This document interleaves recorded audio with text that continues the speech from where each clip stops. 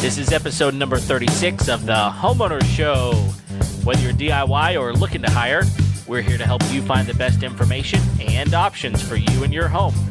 My name is Kevin Hackett, and here with me is Craig Williams. I'm not saying it. Why not? It's getting a little stale, man.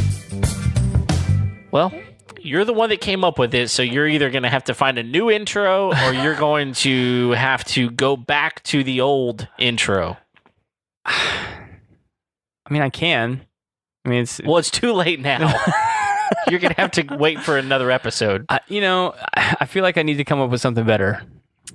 Well, I mean, I don't disagree because the only thing you said was the same word 3 times or more. I don't even know how many times you said hello, hello, hello, hello. That's 4 times. I know. That's what I'm saying. I don't know how many times it was. It was 3. Okay. I knew because I've done it like 600 times now. Okay. Well, good luck as you... I don't mind saying hello. It's become the intro, and I don't know. Well, good luck. Are you guys tired of it out there? I don't know. Maybe howdy. The howdy's not going to work. Howdy's it doesn't go north of the Mason-Dixon line. Is that the issue? Well, I use Heidi, so that's even Heidi. worse. Yeah, like hi. Hi, how you doing? Heidi. Like a hidey hole. That's terrible. Okay, well, I won't use it again. No one out there follow Kevin on greetings. They never do anyway, so... I'm not saying to do the 3 hellos. I'm just saying, like, that was terrible. Man, you're probably going to wake up in the middle of the night, like, thinking about this now. I will. It's okay. Well, how you doing, man? I'm doing all right, man. Yeah. Man, it's weird. We are not recording video tonight just because of we've got a phone interview going today, so we're not recording video. Yeah. And so everybody can't see that you're all dressed up tonight. I know, they get a reprieve from the ugly. I mean, it's fancy. It's fancy ugly. Yeah, this is as good as you get. Yeah. Well, I mean, I had a cocktail party to attend this evening. So that sounds very fancy. It was extremely fancy. I was actually hanging out with our friend Ashley over at the chamber. Oh yeah, I remember her. Yeah, there's we had a good time. We got to network with a lot of other business owners and operators, and yeah, it was fun, man. It was a lot of. I mean, it's just always a good time, and we had it it was at a bank, which was kind of odd. I mean, well, but banks are nice on the inside. It was weird because like there's like free food and drinks, and it's like usually I'm like going into a bank like to either ask for money or ask for my money, and there's like a fee involved, and it was just free. So you didn't have to exchange any money, but you spent a decent amount of time at the bank. Yes. That's weird. So, and this is actually a pretty cool bank. I mean, like they have a lot of like authentic Texas history things in their lobby, and it looks like a plantation. Yeah, it's really awesome. Yeah. Super, super cool bank. Spirit of Texas, our friends over there, by the way. Yeah. But yeah, man, it's been a good week. It's been a long day. I'm actually excited about this interview. We pushed it out to Facebook, the topic for today, and we got some questions from some folks that we're going to get answered tonight. Yeah. So I'm actually pretty excited about it. Yeah, it's going to be good. I know this guy pretty well. Yeah. Yeah. So he's actually married. I mean, not married. I'm married. You're married to his sister. To his sister. Yeah. So he's my brother-in-law. All right. His name is James. James, say hello. Hey, what's going on? Good to have you on. James, I have one really important question. Okay. Could you beat up Kevin? He could beat me up with his eyes closed. You never know. Some people have a whole different beast in them. You never know. Because Kevin strikes me as the kind of guy that would fight dirty. Oh, I fight really dirty. That's my only advantage. I guess if you're technically fighting correctly, then you are fighting dirty. Really well, there you go. Oh really man, nice way to do that. I've been doing it right all along. All along. Everybody's been shaming you all these years. That's right. Yep. Well, James, we are excited about today's episode, and so tell us a little bit about you, what you do, and we'll kind of go from there. Well, I've been a law enforcement officer, police officer for coming up on 10 years now. I've done a lot of the fun stuff that people get into it for. I've been SWAT in the past. I've done K-9 officer in the past. I'm currently working in the DFW area with the department here, and I'm also doing Texas LTC courses on the side, as well as some civilian training classes on the side, just defensive handgun and things like that. I'm currently our firearms instructor. Our firearms instructor and our firearms tactics instructor, which is just the fancy PC way of saying gunfights. We're not allowed to say gunfights anymore, but that's what it is. And that's it. So that's me in a nutshell, I guess. Well, just real quick. So for people that don't live in Texas, what's LTC? Okay, so LTC is the new term for what we used to refer to as a CHL.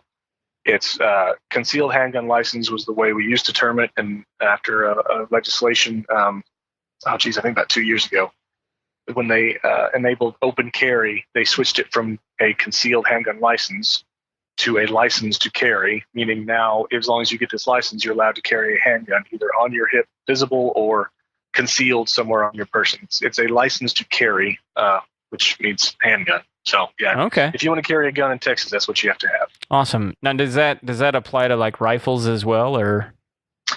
There is no state law as far as long guns go. So state-wise, you can walk around with a rifle and a shotgun slung over your shoulder if you want. There are a lot of cities that have city ordinances in place against it. So it depends on where you live. But as far as the state goes, there is absolutely no law as far as walking around with a long gun. So okay. Same thing about having it, in the back window of your truck, right? Oh, yeah. Transporting weapons, Texas is pretty relaxed on, obviously, unless you're a felon or a registered gang member or something like that. That changes things pretty dramatically. But how often do gang members register? Yeah. It's fun that they put that into legislation. How, oh, by the way, if you're a gang member, you can't own a gun. Then, Is that really part of it? Oh, yeah. It's listed in a lot of the LTC laws that there's an exception to this rule if you are blah, blah, blah, blah, blah, and one of them is a registered or identified gang member. I'm just curious. What constitutes an identify? Are they looking like at tattoos and things like that? Yeah, so law enforcement would have to have had some interaction with you where law enforcement goes, okay, this guy is a gang member, and now they attach to your identification a identifier saying that you are a gang member of so-and-so gang or have been identified as a gang member. So that way, if you try to conceal it later on with an interaction with law enforcement, we already know. Oh, that's crazy. So, is that state or is that a federal thing? Ooh, that's a good question. I know for a fact that it's state. I would imagine there's probably a federal database too, but as far as what we get as state police officers, it's just in the state. But I would be very surprised if we were not also reporting that to the feds. I would imagine that's probably part of it. So. Okay, so lesson to everyone out there: don't join a gang. Yeah. It's just good, solid advice right there. If you do, don't ever get identified. Keep it hidden. Yeah, that's right. Keep it a secret. Don't go to the police station to register. That's for sure. I'm in a gang. Yeah, exactly. Well, so James, the one of the primary reasons we were excited to get to talk to you tonight was that we know our show is specifically geared toward homeowners, and we know that there is a lot of stigma around owning a gun, a lot less in some of the southern states, but there's still a stigma around owning guns, and a lot of it surrounds, having one in your home. I mean, I remember, I remember the first time that I told my wife that I wanted to go buy a gun, and she said, "Well, what are you going to do with it?" And I said, "Well, I'm gonna at least own it." And she said, "Well, where are you going to keep it?" And I said, "In the house." And she said, "Not in my house." And I said, "Why?" And her response was, "We've got kids," and so. Part of that, there's just this stigma around how do I safely own a gun and own it inside my home. So maybe speak to that just a little bit and give us some information from your expertise about what are some safety things that someone needs to consider when it comes to having a gun in your home. Well, I need to I guess, preface a little bit and admit freely that I am not a homeowner. So if that makes me biased in some way, I'm going to get that out of the way. Sure. This should apply to renters as well. That's fine. Oh yeah, absolutely. And also, obviously, because I'm a current full-time law enforcement, I am a very heavy believer in people carrying weapons or having weapons that they can defend themselves with. So not to get into the political side of it, but that would, I think, have to be a prerequisite to owning a gun, is you need to understand and believe that that's one of the best equalizers and rights you should have as a person on this planet. But the biggest thing, of course, and this will vary state to state depending on state laws, so I can only speak to Texas as far as laws go, but general considerations that don't involve laws, it's just, like you said, the big one is kids. Texas specifically is very, very strict on giving access to firearms by children, even if it's unintended. You can get in a lot of legal trouble. I mean, obviously, not paying attention to the very big ethical implications there of letting a kid have a dangerous weapon, especially this day and age, we're having so many unfortunate school shootings. But that's the big thing, is that if you're going to own something that takes a very small muscle movement to theoretically end somebody's life, it's not something to take lightly. It's definitely not something to be afraid of. I don't want to sound too intimidating and scare people away from it, but it's just something. It's just like driving a car. If you're willing to learn the laws and drive as safely as you can with a car, you need to be able to do the same thing with a firearm, since you technically can conceal it on your body if you get the right license and certifications and all that. So, well, yeah, and you mentioned something there that is of interest to me. I mean, when in regards to kids, I mean, so are you saying that you can actually get into a lot of trouble regardless of whether or not someone is harmed? I mean, it could just be that the kid had, gotten access and was observed by somebody that they had access to a firearm. Oh yeah. Again, Texas specifically, because I know the Texas laws it may vary state to state. Texas specifically has different levels of charges as far as if someone is hurt or not. And just providing access to a firearm to a child, which by Texas law is 16 and under, depending on how you're looking at it, can get you in jail time and fines and everything else, just allowing them access. Now, because it's Texas, they're also okay that if you are specifically giving them access, i.e. teaching them how to shoot it or taking them hunting with it, or what's the last one? If they're doing some type of agricultural work, this is actually still written in the Texas law, ironically, that if they're carrying it on their person doing agriculture work, they're allowed to, as long as you gave it to them. So it's not an absolute, no matter under any circumstances, you're still allowed to give it to them as long as they're being supervised and using it for a legal purpose and all that fun stuff. Sure. But yeah, just accidentally giving them access to it can get you in a lot of trouble.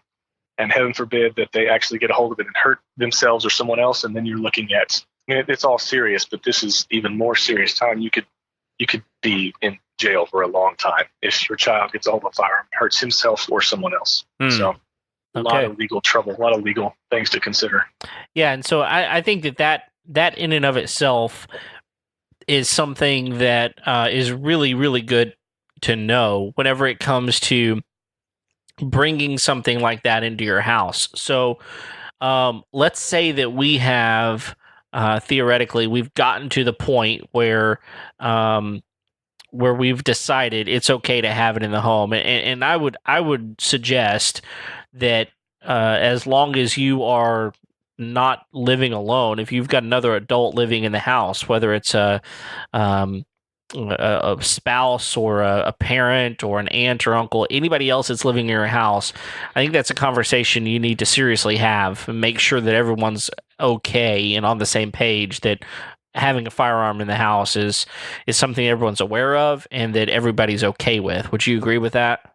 Oh, absolutely. I mean, if you're willing to talk with your children about not grabbing knives off the counter in the kitchen, it's probably kind of going along the same common sense lines that maybe you should have a discussion about what is absolutely off limits under no circumstances.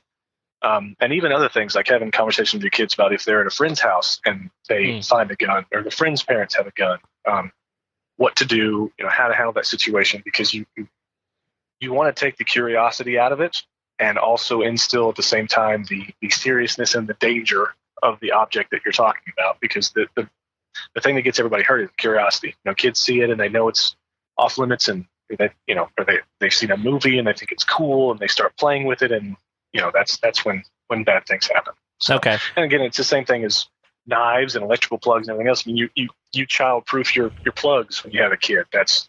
It should go along the same lines that you're going to somehow have a firearm secured if you're willing to block your plugs. So that kind of goes hand in hand. Do you think that there is an age at which it's appropriate to start having that conversation? Ooh, a set age, absolutely not. I mean, that's definitely going to vary from child to child. You know your kid better than anybody else. Yeah. The scary thing, of course, again, these days, not to go back into it too much, is the kids getting hold of firearms and taking them to schools aspects. Yeah.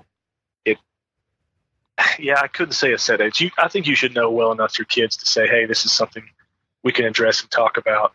Obviously, the younger they are, I would say absolutely under no circumstances should you ever be touching this and playing with this, nothing.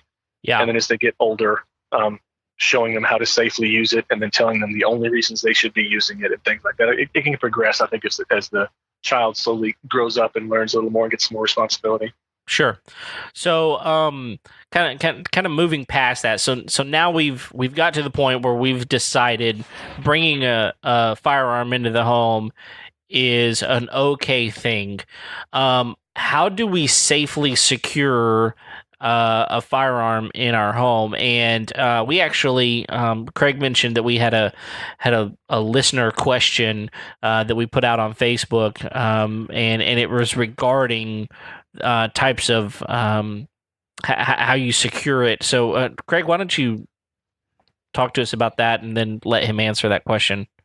Yeah, I mean, basically, one of our listeners was asking on Facebook, what's going to be the best way to secure these firearms, and maybe even to go beyond that. I mean, like, maybe what are some of the questions we should be asking ourselves before we bring that firearm into the house? Okay, so I would take a simple sorting first on this and say, if we're talking about general firearms, the easiest and safest way is going to be just a gun safe. Sure. Obviously, big lock. There's lots of different locking mechanisms, keys, biometrics, keypads, all that fun stuff. As far as how you want to be able to get into that gun safe is really kind of up to you. If we're talking about a firearm you're planning on using in defense of yourself or people in that house, that's where you start getting into the strategery. The worst consideration. Yeah, because you're having to constantly balance accessibility of that firearm, how quick and how fast can I get this thing out, and number two, how secure is it for people that don't need to be getting it out, kids, anybody else. And that is a very difficult balance to strike, and that is going to be the balance that people will be fighting and arguing about over till the end of time, probably. Yeah, I know, like in our house, I mean, like we have guns in the home, we have a safe and all these kinds of things. And one of the things I try and walk myself through, my wife through, is, if lay in bed and pretend that you heard a noise and that you get up and you need to get that gun. And then actually time yourself. How long does it, I mean, because you can do it calmly because there's actually no real threat, but time yourself. How long does it take to get from here to there, to do this, to open that? And, doing different kinds of drills like that, have you found it to be helpful to people, or is it, sort of stressful? What is that one of those finding the balance things? Yeah, absolutely. When you're looking at how to safely secure it, there's two things I tell people to always consider, and in this order. Number one, how secure can the firearm be for people that need to get to it, and that people that don't need to be getting to it? And then number two, after figuring if you can say that, okay, this is a secure way to keep this firearm, however you want to keep it. Number two is, can I get this thing out when I need to? Right. And coming from a part of my profession, like I said, is I'm teaching police how to shoot and what to do while they're shooting. Even trained professionals like that who have been doing this for a long time, when you start adding stressors into something as simple as doing a reload, a lot of stuff starts falling apart. And a lot of people, even cops, that they don't take into account stress, fear, different lighting conditions, different mental conditions. Have you just woken up from deep sleep? Have you been sick? Are you on pain meds? you start adding all these factors into a very scary life or death situation, and a lot of things that are very simple to you get very, very difficult. Yeah. You used to see a lot of like barrel locks, which were actually things that went in the end of the barrel and then locked. This was a long time ago, and you can imagine why that would be a really bad idea. Under stress, trying to turn the key at the bad end of a firearm to get this thing out while someone is theoretically coming at you or coming down your hallway or breaking into your home is probably not the best solution for keeping your firearm secure and also balancing accessibility. Well, I was actually at the cocktail party I was at this evening. I was actually having a conversation with someone about some training that I had gone and done about some situational shooting, and some folks that I was with that, you know, they'd been people that had been going and shooting at gun ranges for a long, long time, but just adding, you know, that they were having to draw their weapon from their holster and then fire it. We had a situation where a lady actually, you know, fumbled her firearm in her hands and, you know, then proceeded to try and catch it as it's flipping through the air. Which immediately made me duck for cover behind a cast iron stove. You know, but I mean, like, you're absolutely right when you say, like, just adding just like an ounce of stress to any sort of situation around a firearm can really change the situation dramatically. Oh, 100%. And I've noticed, especially in the South, you know, God bless the South, a lot of people, when you are offering firearms training, you get a lot of response of, oh, well, I've been shooting since I was, you know, 8, 10, whatever. I know how to shoot. Right. Well, yeah. Absolutely. Yeah, man. If you're shooting bottles off the back pasture fence, then yeah, you probably can hit that great. But if you're talking about using a firearm as a tool to defend yourself in a bad enough situation that calls for a firearm, it is a dynamically different set of muscles, set of memory, set of brain function. All of that changes because when the brain is under stress, a whole different set of synapses and everything else starts firing. It's totally separate. Yeah. So trying to teach people how to defend themselves when they already think they know how to shoot, the shooting part of it is the very last millisecond of what happens in that entire situation. You need to train up until that point. Now, don't get me wrong. Obviously, being able to hit what you're shooting at is paramount, 100%, not taking anything away from that. Right. But the people, like you said, that have been shooting on ranges their whole life that can punch quarter-size holes in the targets from 25 yards are, oh, great, man. Well, let's move the target. Let's put you under a little stress. Let's make your draw time. Let's give you a couple of dummy rounds where you're going to have the gun jam in the middle of it. And all of that suddenly goes out the window. I mean, it's a drastically different thing that people just don't factor into the decision to have the gun in the house and be ready for the gun in the house. And just like you said, just walking you and your significant other, spouse, whatever, the process of getting that gun out changes totally different when you add something easily and very realistic like darkness. If you hear a noise in the night, and you can hear someone in your house, do you flip the bedside lamp on? Do you want to stay in darkness? If you stay in darkness, do you know how to get your gun out in complete darkness? Do you know how to check it? I mean, all of that changes, again, drastically. And we're not even talking about the actual shooting yet. Accuracy and all that means nothing if you can't get the gun out in darkness or anything else, depending on the situation. Yeah, and I would think that would also change on some level what you choose to purchase for a safe, right? I mean, and here's the reason I say that because, I mean, one of the things that I know you own is you own a really good biometric safe that allows you quick, secured access to your gun. But I mean, if you know without a doubt that if someone comes in my house, I am not going to have the wherewithal to do anything about it other than maybe pick up my phone and dial 911. I mean, is it worth spending the money on a really fancy biometric safe, or would it be better to just get something that you can put somewhere else and you know your gun is for not those types of situations? Well, if I was answering that from a legal standpoint, completely legal, I would say if you're going to buy a firearm, you absolutely 100% have to buy some type of safe along with it. Okay. If you buy it and all you get is a holster and you're thinking, oh, well, I'm going to save some money and get the safe later, you got to keep it somewhere, and you're just setting yourself up for a lot of trouble. Yeah. From a personal standpoint, I can't see owning a firearm and not wanting to use it for some type of defensive purposes. Yeah. Unless it's strictly for hunting.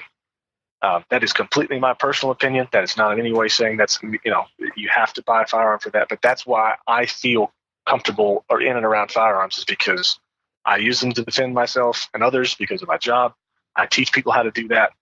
I can't understand why you would purchase one if you weren't planning on using it either for defense or for hunting, unless you're some type of collector or something, and that's totally different. If you're a first time buyer, I'm assuming that you're probably wanting that firearm because you're wanting some type of defensive purposes, or because you're planning on taking it for something practical like hunting. I don't know many people are going to drop money on a firearm just because they think it looks cool. Yeah. I don't. And maybe they're out there, but I haven't really run into those in all my years of doing this.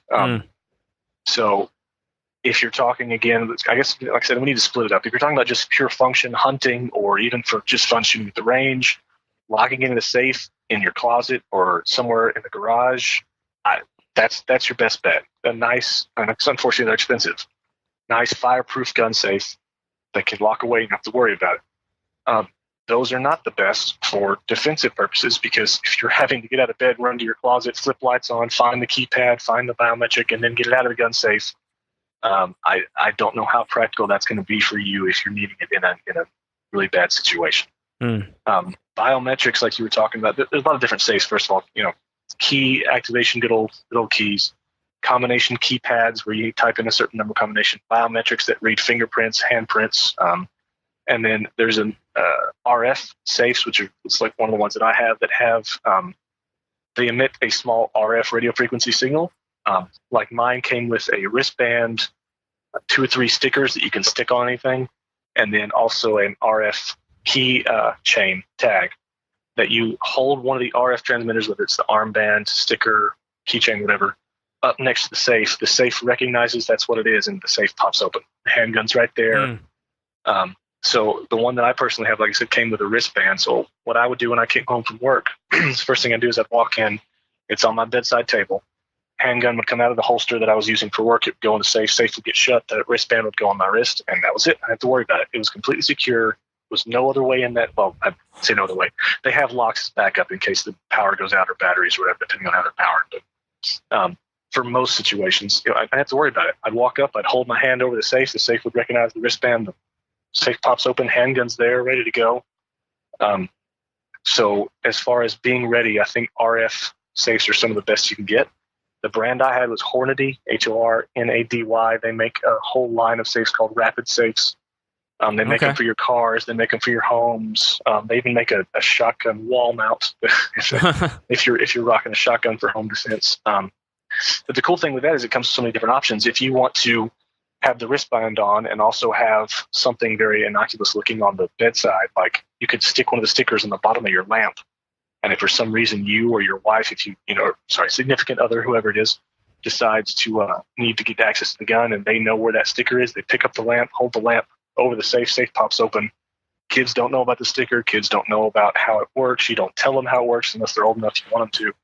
And you can stick the sticker, anywhere you want, inside of a book or a Bible, or very, very easily concealed, but also works very quickly and reliably as well. So. Now, was ease of access your primary in your purchase there? It was for me at the time. I bought it before I had anybody in the home with me. Okay. And then realizing afterwards, thankfully, that I'd made a good decision because it's also really, really secure. If I was going back in hindsight, I would make security the first priority.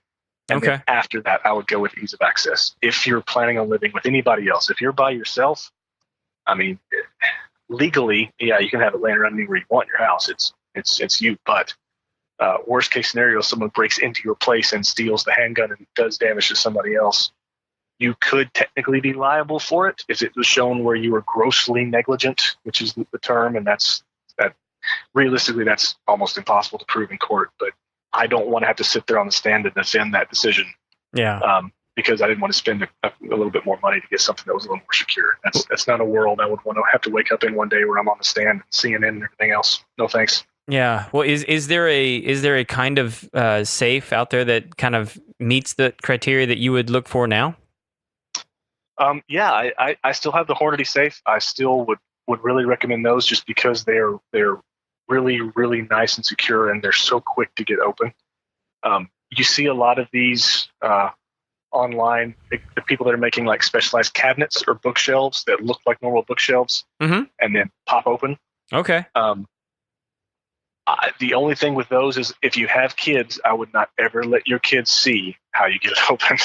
Because if you're not securing it in any other way, whether it be a trigger guard or storing the ammo separate from the firearm, whatever, we all know kids, and we all know that they see and hear things that we sometimes don't think they do. And the first time that kid sees how that shelf turns into a gun distribution machine, guarantee you there's going to be problems. Yeah. But if you can keep that secret and keep it away from them, I think those are pretty good calls because they're very concealable. They look like normal shelves, and I've seen some that look like coffee tables, and they use magnets. It's usually like a little, like a statue or something that looks very, very normal sitting on the shelf, and you move it to a specific position on the shelf. The magnets link up, and the bottom of the shelf drops open, reveals the firearm. Those are pretty nice. Oh yeah, those are slick. The very old school that all firearms when you buy a firearm new, they all come with these kind of locks, the cable locks that run up through usually the mag well out the top of the ejection port of whatever kind of firearm it is, and then you lock it and uses a key. Very, very secure because that requires you to not have the ammo in it at the same time. So it goes up through the mag well. Yeah. But again, if you want to try to not only find a key, but get the key in that lock, get the lock turned, then find your ammunition source, get the source into the firearm, all under stress, possibly in the dark, maybe after someone's hurt. I don't see that working out very well for you. That would be really hard. Well, you mentioned a couple of things I want to dig a little bit deeper in. You mentioned shotguns not a while back, and you were saying whether or not you decide to rock a shotgun for home defense. How do you feel about the difference between shotguns and handguns in the home versus for home defense? Well, the firearm community is some of the most passionate and opinionated. You're probably and very, very opinionated. Depending on who you ask, they'll tell you this is the absolute best thing you'll ever need. This is the only thing you need. Whether it's the type of firearm, the type of ammunition that's in it, and oh man, you can go down a rabbit hole and argue with somebody for hours. What I always tell people is, are you comfortable with it? Mm-hmm. Can you use it? Whether you can see all of it or not, i.e. in the dark. Yep. And what kind of house are you using it in, or what kind of living quarters are you using it in? You'll hear people say shotguns are the best because they have a spread, and to every positive thing in firearms, there's always going to be the exact same on the negative side, I promise. So that spread is great if you're under stress. The negatives are it spreads, so the further distance you're shooting down a hallway, however, you don't know where all those pellets are going. Right. Not to mention, if you live in an apartment or a duplex or something like that, if you're firing 9 different bullets per trigger pull down the hallway, you have 9 different things that could possibly penetrate and go into someone else's place, or so again, we can sit here and debate about ammunition and all that, and they make specialized ammunition for home defense that's supposed to fragment a lot more when it hits solid objects. Great for when you're talking about bad shots hitting your drywall, fragmenting, not going through the wall, and all that. At the same time, the negative of those are if someone has on very thick clothing, how much of that is going to penetrate the thick clothing and get to what you'd actually need, which is their insides. Yeah. So yeah, I try to stick to the, can you use it well? Can you use it under stress half decent? And can you hit what you're shooting at? If all those 3 things apply, as far as what's best for you is going to vary from person and house to house. I know some guys that will grab an AR because they're scary with an AR, and they would be 100%. I would not ever want to come in their house if they've got that rifle on them. Whereas there's some people with an AR that I wouldn't ever want them to try to shoot that thing. So it comes down, can you hit what you're shooting at? Can you do it safely? Can you do it under stress? All those things. If you are comfortable with a shotgun and you can hit what you're shooting at, and you know the layout of your house, because a lot of things with a shotgun is it is technically a long gun. So moving around a house with a long gun can get difficult. If you haven't received any training in that, you're kind of multiplying things that can go wrong for you. Talking about like narrow hallways and corners and different things like that. Yeah. Making entry through doors, the longer the gun, the more difficult, especially keeping it safer when you start moving it around like that because it's so long. Nothing wrong with the weapon. It obviously will do its job 100%. If you connect with the human body with even a couple of those decent sized buckshot pellets, they're going to stop whatever it is they were doing when you decided to make them stop. So it comes down to the person and what they're comfortable with and what kind of environment they're going to be in, and also what kind of training they've had. Even handguns are the universal. They're easy to move around with. They're easy to keep secured. Almost everybody can have one. They're easy to get access to. So usually handguns by default, for most people in those situations, are probably the best decision. But again, if you're bothering to do some training and bothering to get yourself a little more educated and kind of fall down the rabbit hole, some of the long guns can be really good solutions too. So don't rule anything out, and just seek some of that information out before you make your final decision, is what I would say. Well, and that's probably a good point too there. And you might have some good thoughts for people. What might be some good resources and training that people can reach out and find relatively easily? Well, depending on where you live, there's always independent companies that are doing training. You can find LTC/CHL classes everywhere. And the problem with those, and this is a personal opinion of mine, is that they're not good on teaching you how to use the handgun. They hit the basics. Right. They're mainly focused on the legalities of carrying a gun, which obviously is the purpose of them. Yes. And the problem we see in law enforcement is people go and get their LTC, and that's it. They never even go out to the range to fire the gun they bought just to get the LTC for. Like you said, you never see them actually draw from the holster they bought. Mm-hmm. If you've never tried that and you're planning on carrying that gun daily, I don't know what you're doing. Like, yeah. I'm sorry, that sounds very, very jerk statement, but like, you went and got a driver's license. It'd be the same as you going to get a driver's license and never planning on driving the car. Like, what are you doing, man? Like, why are you bothering to get the license if you're not going to run through the motions? only driving that car in a stressful situation? Yeah, driving around a parking lot. That's it. That's all you're going to do with it. Right. Okay. But yeah, there's training solutions out there. There's not enough, in my opinion. A lot of it depends on where you live. Yeah. If you can find anything, even just a basic handgun course that allows you to draw the handgun, teaches you how to reload the handgun, teaches you how to clear malfunctions, which is a very big part of it that people don't cover, please take it. It'll cost just a little bit of money, and the knowledge you'll get from that class to help you go towards when you really need that firearm is, you can't put a price on it. So there is training out there. You may have to seek it out, but it's out there. And it's getting a little bit of popularity. I think a lot of the military and police world is starting to transfer over to a lot more civilian training that you can find, which is good and bad depending on how you look at it. Sure. So yeah, there are companies out there that are doing it, and I highly recommend you get some type of training if you're planning on using that gun to defend yourself or anybody else. Please do it. I promise you, if it ever happens, it will help you, especially from a legal standpoint, because if you're someone who has not ever trained and has not ever even gone and shot the handgun you're using, if it comes down to where you're carrying it every day, and for some reason, heaven forbid, you have to draw it and use it, the first thing that defense lawyer for either the person's family you killed or the innocent person you hit while you were shooting at the bad guy, whatever happened, is going to go after is, what training have you received? How good are you with that firearm? Should you have been carrying it to begin with? And if your defense of that is, well, yeah, I shot it when we qualified 8 years ago, it's not going to hold up very well for you. It's not going to be good. Yeah, and so one of the things that I've heard you tell me before is that a lot of people will go get their LTC or their CHL, and then you can renew that every say 5 years. But again, if you get into a situation, say 20 years after you got your handgun license, and something happens and you've not been to another handgun licensing class since then or any type of training, then you're probably going to be held liable in different ways than if you would have gone to some sort of training to continue to kind of keep yourself up to date. Oh yeah. The counter argument I hear a lot actually is when we relate it to the driver's license. People say, "Well, I've never been in any driver's education classes since then, so I don't know blah blah blah blah." And I'm like, "Yeah, dude, but you drive every day.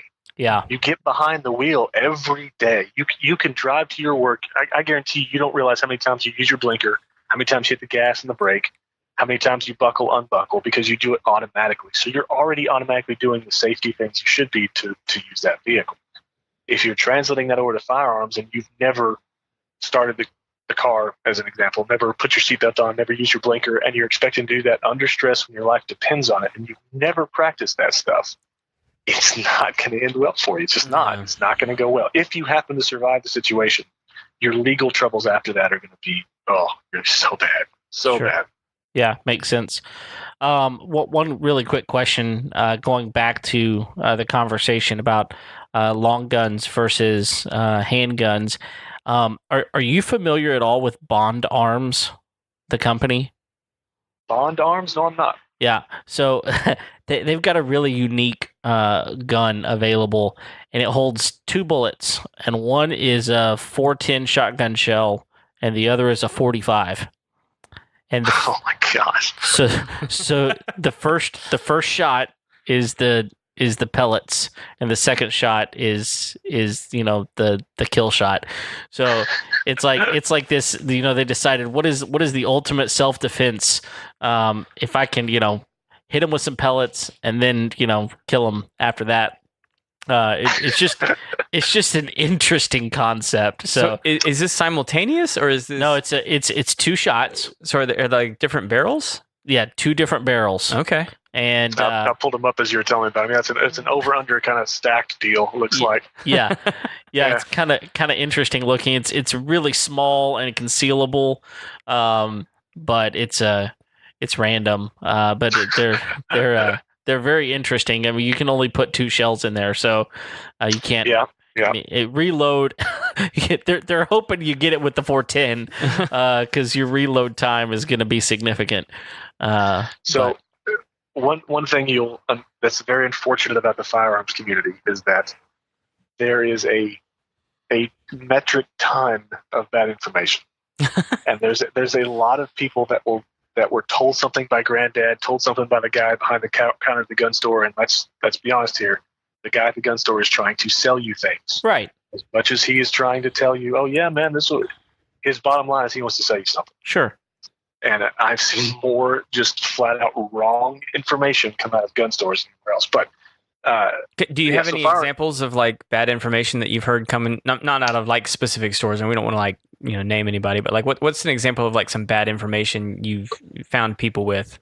So kind of the cliche thing I always see, and I've had this happen to a couple of my classes, and I've taught civilian classes, is that a woman will show up, a female will show up, and she went to the gun store, said, "Hey, I'm going to an LCC class. What do I need?"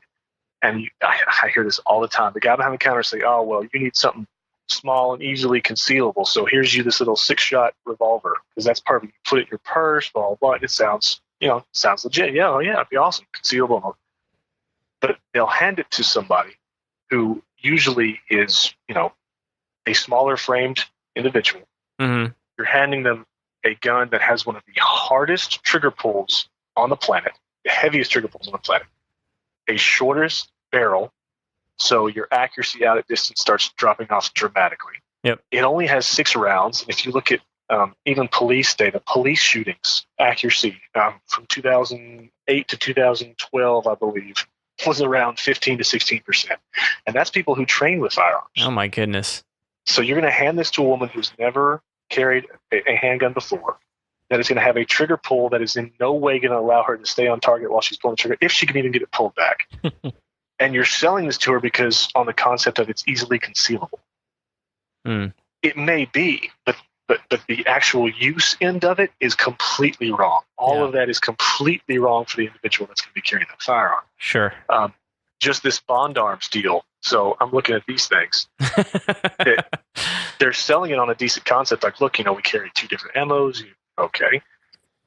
that is assuming that what you're shooting at is going to be close enough for that 410 shell to work. Sure. If they're anywhere past probably 10, 15 meters, that 410 shell is useless, completely useless. Yeah. So now you're down to a single round shot after that. Right. I can tell you from very, very solid police data, a single shot rarely stops anybody. Okay. Rarely. That goes back to Zombie Land, right? Yeah. Rule number 2, Yeah. right? Remember the double Headshot. tap. Yeah, gotta always headshot him. Yeah, Yeah. doesn't matter. It's easy. It's no problem. Now, Yeah. is that true no matter the caliber? Ooh, there's a rabbit hole there. Thanks, Craig. No, I mean, like, What? No, it's a legit question. And this is another very unfortunate, bad information you hear all the time. So what I will tell you is the most extensive ammo study ever done in the history of human, whatever, was done by the FBI. And it was done in, I don't want to quote this one, 2015, 2016. It's been very, very within the last 5 years, 6 years. And they reevaluated their ammo that they issued to all their federal employees. And at the time, they were carrying the .40 caliber. They've been carrying the .40 since long time. I want to say, late 80s, early 90s, something like that. It was a while ago, right? So they decided to sit down and reevaluate this because ammo and handguns specifically have evolved a lot since the early 90s. Sure. So if you take just a straight up block of ballistic gel, which is what you see everybody testing it with, and shoot it with a 9mm, a 40, a 45, yes, the 45 is going to leave the biggest hole. Absolutely, 100%. No question there. No one's going to argue with that.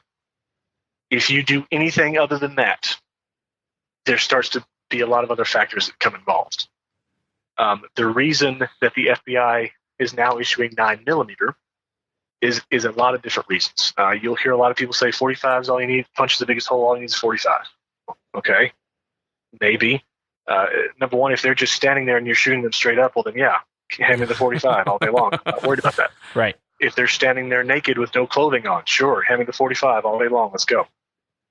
When you start adding in anything else, intermediate barrier penetration, glass, wood, anything the bullet has to go through, heavy layers of clothing, which here in Texas we have an issue with guys in the winter wearing, heavy Carhartt overalls, jackets on top of that.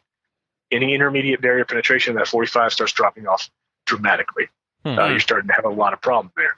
Along with the fact that the 45 is the largest round, so your ammo capacity is the lowest. You can carry the least amount of bullets. So in a situation where you're shooting 14% or less by statistics, I kind of want all the bullets I can get there because I'm not going to necessarily hit all of them. So if you drop down to the 40 is the highest felt recoil of all three popular cartridges. Higher than a 45. It is. A lot of manufacturers will make a 9mm frame and just shoot it a 40 out of it because they don't want to have two separate manufacturing processes, and the 40 is not quite high enough pressure to justify more reinforcements, whereas the 45 is. So you'll have a smaller frame handgun shooting a larger caliber bullet, which is a lot more felt recoil. Okay. Along with the actual weight of the bullet combined with the powder that's pushing it, transfers a lot more felt recoil, whereas the 45 is a little bit heavier round, doesn't have quite as much powder, and there's a lot of ballistics that go into it. But as far as felt recoil, the 40 is the highest. It also has mediocre intermediate barrier penetration, just like the 45. The more surface area there is, i.e. the larger the bullet is, the less penetration it gets because surface area distributes the impact once it hits whatever it hits, whether it's flesh, intermediate barrier, whatever. So you're not getting as good penetration, and we know based on military and police data that penetration is where it's all at. I could pop somebody all day long on the outer layers of the skin. He's just going to get pissed off and keep coming at me. If I'm not doing damage to internal organs, there's no point. Right. You're not going to stop whatever he's doing. So penetration's a lot of it. And so they realized with the 9mm, it's the lowest felt recoil, it's the highest ammo capacity, so I can carry the most. It has some of the best intermediate barrier penetration, glass, wood, clothing, all like that, because it's so small, it's punching through it really well. And because handgun rounds have evolved so much, their internal expanse, what damage they do once they go into something as far as how they expand, is almost the same across all three cartridges. If you really sit down and look at internal photos of 9mm, 40, and 45, you can't tell too much of a difference. There is a difference, not in any way saying the 45 is not the biggest. But if I can do close to the same amount of expansion inside of you, but I can put 6 more shots in you faster, easier, and with better penetration, that's a pretty easy decision for me to make. Mm. So that is based on FBI data. That is not anything personal that I have studied. That is straight FBI, and that's what I would refer you to, because those guys did a ridiculously extensive study. It sounds like it. Yeah. And Okay. I mean, they're the ones who are in charge of teaching us, local cops, how to investigate shootings and ballistics and all that. So they kind of know what they're talking about. They know what they're talking about. Yeah. Yeah. Well, Craig, are there any other questions that we had people ask? Yes. Let me actually get over there real quick. One of the people that commented in, and I thought it was a kind of an interesting question. They wanted to know what you thought. Let me see if I can read this so I can get it right. It said, "What is your opinion on government-mandated firearm training and proof of security in the home as a prerequisite for gun ownership?" So, this would be a two-part answer. All right. The first answer will be from a cop viewpoint. Mm-hmm. I wish there was more training. Again, I think we kind of touched on it earlier. A lot of people are carrying firearms, which I'm all about, especially as a cop. That means there's a lot more good guys out there with guns. I'm happy about it. If I get into some trouble, I really hope there's somebody close by that's carrying one that can come bail me out if I need it. Sure. Yeah. But no one, and I say no one, the vast majority of gun owners are not training with them. And that does not help me. That just multiplies my problems. Yeah. If I'm an off-duty officer, just as an example, and I'm in Walmart and somebody, I don't know, gets angry at his ex because she's not giving him whatever, and guns start going off, and I find out, locate where the shots are coming from, move in on it, identify who the shooter is, identify him, give him a chance to give up, which, let's be honest, is not going to happen. He tries to turn on me or whatever. I burn him down, do my job, I'm good. As I reholster, I catch one on the side of my head because an LTC holder that's around the corner heard the shooting, came in the corner, saw me holding my gun, didn't bother to identify himself, didn't bother to see the badge hanging from my neck, didn't bother to do anything. He just saw somebody with a gun, pulled the trigger, and killed me. That is not a good ending to a situation that could have been very easily resolved if it had taken a little more training, a little more time, a little more investigation on his part before he just popped off. Sure. And you see a lot of people that don't bother to think about things like that or take into account the fact that there may be other people out there carrying guns legally. And they just start carrying a gun and think the first person they see carrying a gun is going to be bad. I wish there was more training. I really do. I think it's you're doing yourself a disservice if you're not training with the thing you're going to be carrying. Yeah. Now, the other answer will be from a personal standpoint, where I am. Ironically, I work for the government, but I'm very hands off as far as government goes. Mm-hmm. I don't think it should be mandated that you should have anything that the government tells you should have or shouldn't have in your home. I don't think that should be any government's right to tell me what I have in my home. I would hope that common sense prevails there, that if you buy a handgun, it's common sense you should be getting, any firearm. Common sense should prevail that you should have a safe way to store it. But I don't personally think government should have any right to tell me if I buy anything what I should be doing with what I buy. It's just a personal belief. But I guess that kind of gets gray area too, where we can play the whole what if game. So, well, yeah, and it does change a little bit. I mean, I think in a lot of people's minds, where that would really change is whenever kids show up into the picture. And again, like you said, let's hope. By all means, let's hope that common sense prevails there. But unfortunately, but way better than we do that a lot of people don't hold common sense whenever it comes to this type of thing. So it's like a weird catch-22, and I completely understand where you're coming from, and I'm not even saying that I disagree with you, but I do think that there, on some level, it gets to that kind of sticky situation of how do we protect people and yet also give them rights? You know what I mean? Yeah, it's a really, really, I don't want to say gray area, because it's a very hot topic area, because at the same time, we make you take a driving test to drive a car. Right. And while I do give you a test to carry a handgun in the LTC qualification, the test is stupid easy. I mean, I'm sorry. It's ridiculously easy to pass that test. So if we're making you do possibly more difficult things to drive a car than it is to carry a gun, I think we need to readjust that just a little bit. Maybe. Sure. increase more of the actual firearm training in the LTC class as opposed to just law-based training. Maybe increase the difficulty a little bit. But of course, unfortunately, the double edge to that is you can come back with and say, look, you can't discriminate against my 80-year-old granddad who lives by himself. He can't fire a gun as effectively as other people, but it's not in any way all right to say he can't carry one to protect himself, which I also agree with. So it's, like you said, it's tricky. There's no good solution. Yeah. I just think it needs to be reevaluated a little bit in the current state that it's in. Yeah. That makes a lot of sense. James, we've hit on a lot of things. Is there anything else that we haven't hit on that you think is important for a homeowner to know when it comes to kind of safety and thinking through owning a gun that we haven't already hit on? I would say make sure that you know the layout of your house with your eyes closed. Okay. Worst case scenario, a bad storm comes through, knocks power out, and bad guys know power's out, so alarms may not be working, phones may not be working, so bad guys will sometimes use that to their advantage. If you can't move around in your house in the dark, that's something I would absolutely work on. I would also have a contingency plan if you're planning on carrying a gun with your significant other and your kids. What they're going to do if something happens and you decide that it's a time you need to draw your gun, what is their responsibility and their job in that situation? Okay. You don't want to be figuring that out on the fly when stuff's going bad. Yeah. You want to have that down, especially with a significant other for sure. Okay. Well, let me ask this real quick. I mean, because I don't think we even talked on this. Is a safe or a biometric lockbox, is that the only safe way to have the firearm in the home? Oh, no. You can have there's a lot of different ways. The easiest way, if you don't want to spend a lot of money on a safe, is to store the ammo separate from the handgun. Okay. If the kid finds the gun and there's no ammo in it, it's a lot better than if he finds it with ammo in it.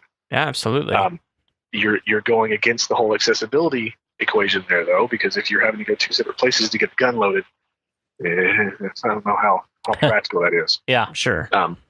But that's a safe way. They have trigger locks, which are mechanisms that literally go inside the trigger well, and you have to unlock and take off, or you can get access to the trigger. They have, we already touched on barrel locks. They have the cable locks that we touched on. They have individual small safes. They have standing up gun safes. They have car safes. They have, they even have bags that have zippers that are strong enough you can lock the zippers if that's something you want to go into. Yeah. There's lots of different ways out there. Okay. Find one that works for you and that balances that accessibility versus security well, and go with that. But between your mattress isn't the best. No. If you're keeping it in the bedside drawer, just laying in the drawer, I guess if it's only you, sure, go for it. But you're technically, even in that scenario, if someone breaks into your house and steals the gun that was just laying around, you could possibly be in some legal trouble there. Even though they broke into your house, you're still required as a gun owner to have it secured. Yeah. So, not that I think Texas would ever do that, and I don't know any DA in Texas that would touch that, but technically, the way it's written, you could. Yeah. That makes sense. Yeah. Well, anything else that you can think of? This may be a little far for some people, but I also highly, highly recommend doing some type of low light training if you can find it. If not, just messing around your house with a flashlight and low light and that whole environment, which is, we know most break-ins happen after dark. Unfortunately, that's what the stats tell us. Trying to do anything in low light, much less wield a deadly weapon, is a whole different ballgame that people just don't even think about. Yeah. Everyone thinks, the bad guy comes in, I grab his gun, I shoot him, I'm good to go. And it never crosses their mind that they may not be able to see what's going on. They're going by sound, or is it one of the kids? Is it some? Please get some type of low light training if you can, and if not, work in your house one night, the kid's wife gone or whatever, and work on that. There's a case that I know we had in the last apartment I worked for, not the one I'm currently with, the last apartment, where a couple was asleep in their trailer home and woke up to sound like someone in their trailer home. And the guy had a handgun next to his bed, pulled it out, saw someone in the hallway, and shot him. It was a 70-something-year-old Alzheimer's patient who lived in the same trailer park as him and went into the wrong house thinking it was his. Oh, goodness. You're liable for that. Yeah. You can't just be firing at random things. anyway, it went to court, and I think he ended up not being charged, obviously, with manslaughter, but he did get a lesser charge because you can't be negligent. That's considered negligent with a firearm. You have to know what's going on and what you're shooting at. Yeah. So definitely work on the low light stuff if you can find some formal training, and if not, at least play around in your house with a flashlight and get a little more comfortable with it. Yeah, I was going to ask. I mean, like a good flashlight might be like a good option to keep by the bedside rather than Yeah, I personally tell my classes that if you're carrying a gun, you should also be carrying a flashlight. Yep. Just me, just personal. There's no law on that. But you don't know when, even in the middle of the daytime, if you go from a bright outside to a dim interior, the amount of time it takes your eyes to readjust could be the amount of time that you could get something in trouble and be in a bad situation. Yeah, so even if it's just a small pin light, something. If you're carrying a gun, in my personal opinion, you have a gun, a light as well. Okay. Yeah, and I think that one of the just repeat things that I hear just over and over is be responsible.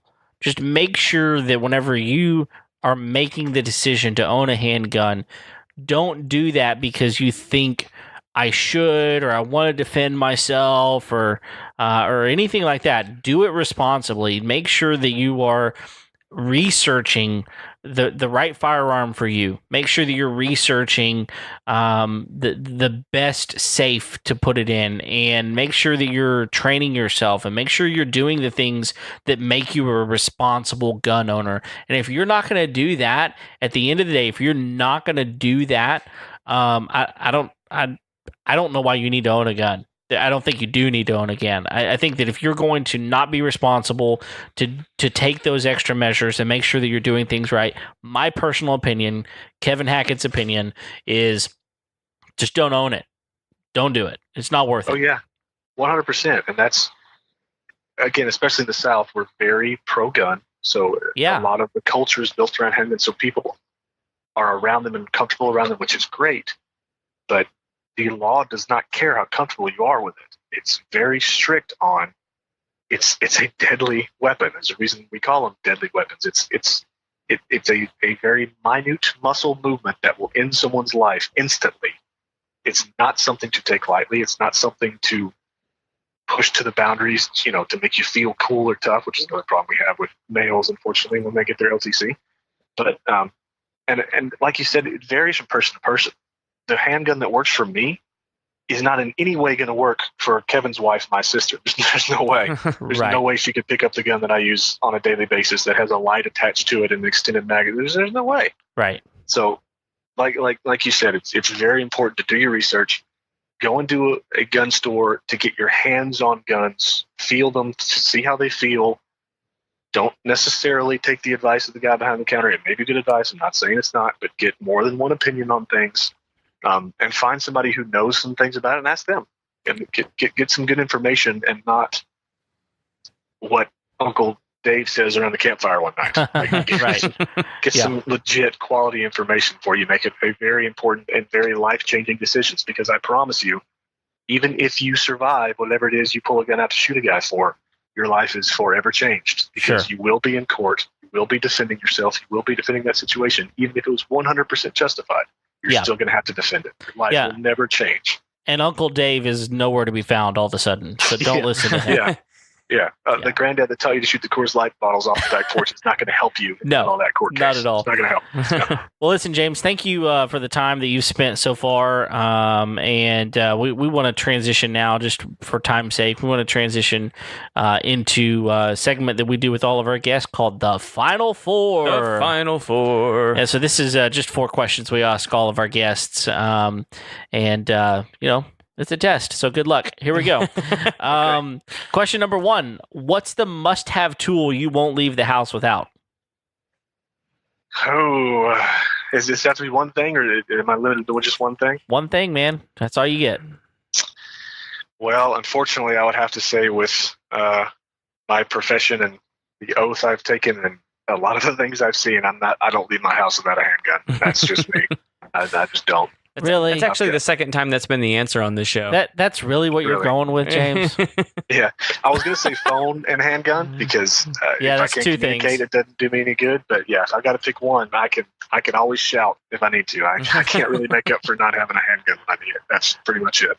All right. Well, this may be the most like focused answer we've had based on the topic that we're talking about. Yeah, awesome. Yeah, we have been talking about it. For a while. Yeah. All right. Second question. What's a job you walked away from? So this is, specifically something that you just kind of said, I'm not going to do that. I'm going to let someone else do that because I don't have the expertise to do it. So, I mean, it could be a career. It could be something within your career, but just kind of something you're like, I'm done with this. I would have to say, and this is completely career related, so maybe I'm wrong path on this, but crimes against children, Okay. child crimes, Yeah. Okay. no way. Could not pay me enough to do that job. I was with a department that were taking applications to move into the CID division for crimes against children. No, nope. Somebody else could do that all day, not me. Nope. Yeah. Not thanks. interested. Could not do that job. No way. Okay. All right. Yeah, that'd be tough. That'd be really tough. All right. Well, let's keep going. Number 3, how do you wind down at the end of a long day? I usually, after a shift, if I have time and energy still, I'll usually try to work out a little bit. Okay. And if not, I come home and I will eat something and watch something, either an episode of a TV show I'm on or a movie or something, and just kind of let my brain turn off Sure. for a little bit. Yeah. Which is probably not the healthiest decision, but I usually get something to eat and watch something, even if it's just an episode of a random TV show. I gotta watch something. Just kind of let my brain. Are you on turn off. any good shows right now? Oh, I'm on too many. I can't keep up with all of them. I was very happy about Game of Thrones until the last episode. The Okay. writers just decided to quit. Oh, okay. And You're not the only one that felt that way. Yeah, there's- I'm not a Game of Yeah, Thrones fan, but there's a lot of people that felt that way. There's a lot of GOT angst out there right now. Yeah. oh sure. yeah.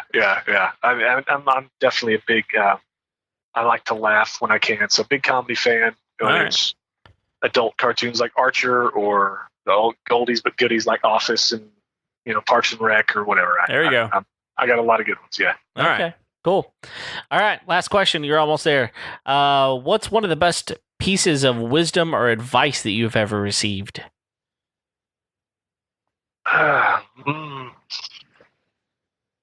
You can never stop learning, Ooh. Yeah, that's a good one. especially now as I'm transitioning into more of an instructor phase than a executor phase. One of the instructors I really look up to has always said he is a student first and an instructor second. Okay. It's really hard to be able to teach people if you have decided you know everything and can't learn anything else, which is literally impossible. Yeah. You can't stop learning. You should always be searching for new information, new ways to do things, all that fun stuff. Or just quit. Yeah. If you're at a point where you think you're good and knowledgeable on something, you're probably falling behind. Yeah. There's just no way. I would would think agree. teaching is a really good reminder that you don't know everything. I mean, like I get stressed out like trying to learn more when I'm presented with the opportunity to teach anything. Oh yeah. And especially, and again, go back to what I do. The techniques I was taught of just shooting in the basic police academy now, almost a decade ago, is out of date. Like Wow. they come up with better and faster ways to do it. Since then, it's always evolving, and you've gotta stay on top of it. You gotta be watching for new ways and better ways of doing things. So. Yeah. That's awesome. Well, cool. Well, I've only got one more thing here, and we have mentioned more than once on the show. We would love people to go on iTunes and give us a rating and review, just to help us out a little bit. And we got one just the other day, 5-star review from Carlotta Marie. Carlotta Marie, whoever you are Carlotta. out there, yeah, hello. Would you say hello, or just? Just the one. Oh, just the one. Okay. But that I think she's excellent too. Okay. Yeah. So she says, excellent show, funny, entertaining, and more than anything, interesting and helpful.